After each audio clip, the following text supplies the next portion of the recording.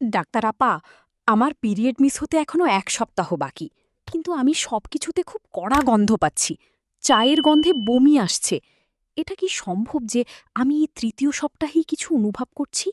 Madam, আমি ভাবছিলাম এত তাড়াতাড়ি কি কোনো পরিবর্তন হওয়া সম্ভব? পেটের ভেতর কি এখনই কোনো প্রাণ তৈরি হয়ে গেছে? একদম সম্ভব।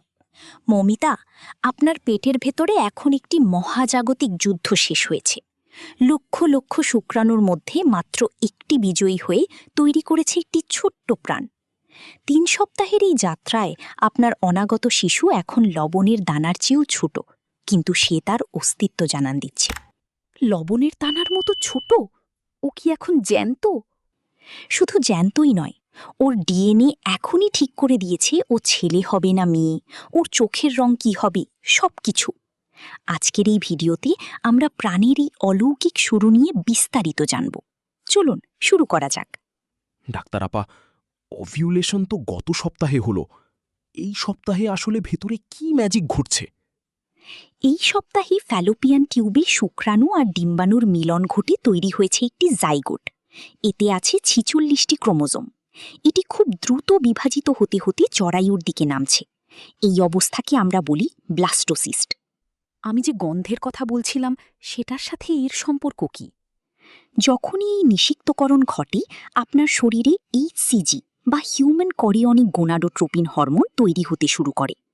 এই হরমোনটি আপনার মস্তিষ্কের ঘ্রাণ শক্তিকে তীব্র করে তোলে।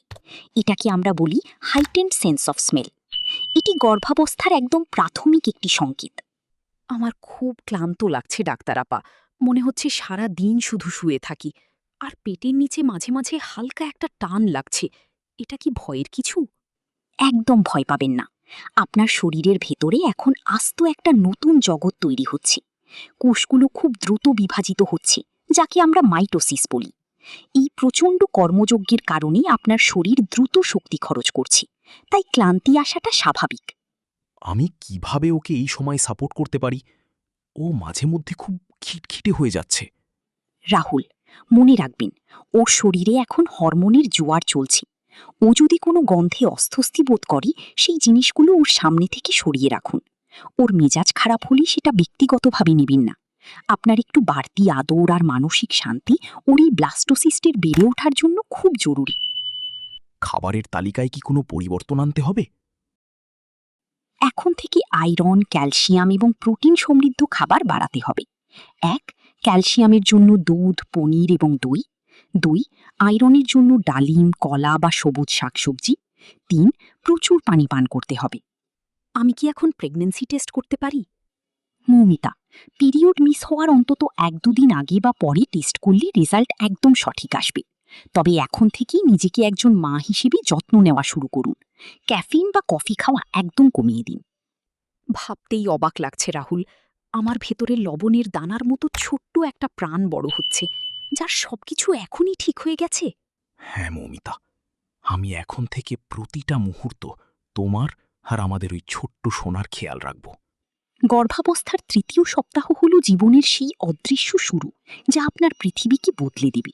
শরীরকে বিশ্রাম দিন এবং পজিটিভ থাকুন। পরবর্তী পর্বে আমরা জানব 4র্থ সপ্তাহ নিয়ে, যখন আপনি নিশ্চিতভাবে সুখবরটি জানতে পারবেন।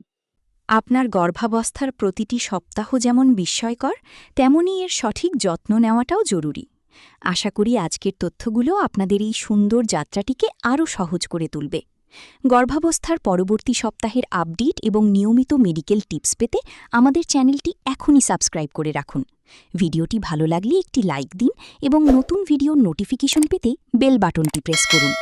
আরেকটি বিশেষ কথা, আজকের ভিডিওতে আমরা যে তথ্যগুলো আলোচনা করেছি তার প্রতিটি নির্ভরযোগ্য মেডিকেল রিসার্চ এবং ক্লিনিক্যাল গাইডের উপর ভিত্তি করে তৈরি। আপনারা চাইলে এই তথ্যের উৎস বা সোর্সগুলো যাচাই করে নিতে পারেন। আমি ডেসক্রিপশন বক্সে সেই সব অফিসিয়াল লিঙ্ক দিয়ে দিয়েছি। দেখা হচ্ছে পরবর্তী ভিডিওতে। ততক্ষণ পর্যন্ত নিজেদের যত্ন নিন, সুস্থ থাকুন। ধন্যবাদ।